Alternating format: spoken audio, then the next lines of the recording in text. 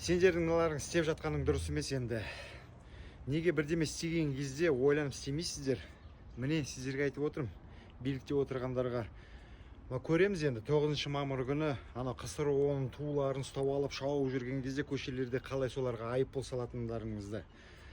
Не деген деңгейге жеткенбіз мына өзіміздің қазақ елімізде өзіміздің туымызды желбіретіп ұстап жүрмесек, тәуелсіздік күні осы ма біздің тәуелсіздігіміз, жеткен жеріміз, өзіміздің туымызды ұстап жүре алмасақ? Кеше көріп жатқан шығарсыздар 16 желтоқсанда автобусқа туымызды іліп алып жүрген кезде айыппұл салып жатқан. Одан азда көшеде жүрген машиналарды тоқтатып туларды шығарып жүргендегі соларға айыппұл салып жатқан. Не деген деңгейге жеткенбіз сорлы. Ояныңыздар билікте отырғандар. Мынандай болмайды.